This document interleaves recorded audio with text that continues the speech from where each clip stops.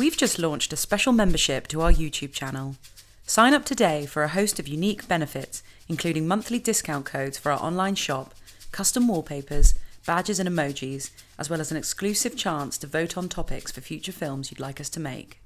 The best thing about physical maturity is that it's very easy to spot. We can so easily tell when someone has another decade of growth to go, and can therefore set our expectations and our levels of forbearance accordingly. But we have no such luxury when it comes to emotional maturity. Here we can be constantly surprised by whom we have on our hands. The most stunning forms of immaturity can coexist with all the trappings of adult life in a confident and knowledgeable manner. It may be a long time into a love affair or a working relationship before we realize that we are unwittingly dealing with an emotional infant. It pays, therefore, to try to arrive at a few general guidelines for how an emotionally immature person can be spotted and, if necessary, escaped from very fast. Here are some of the lines that emotionally immature people have a tendency to come out with in conversation, and that should, at the very least, set alarm bells ringing loudly. I'm not so good at spending time on my own.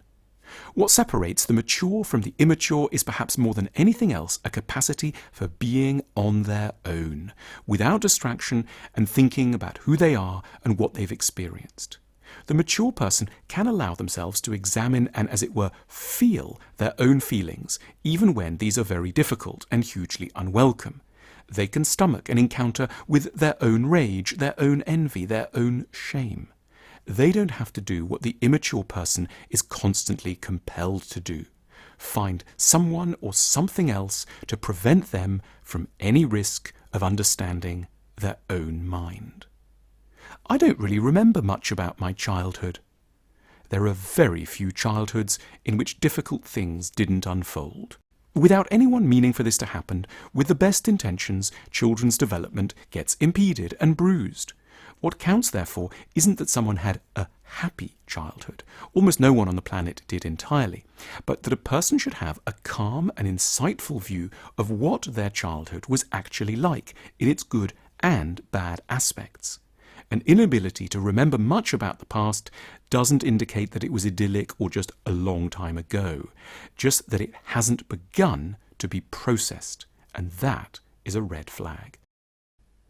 I've never really thought about that before.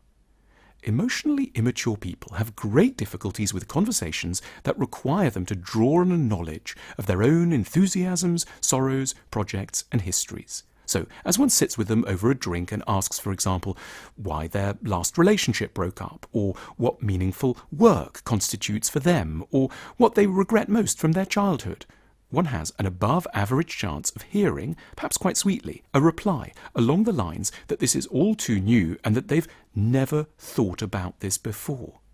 It isn't that the emotionally immature person is being cagey.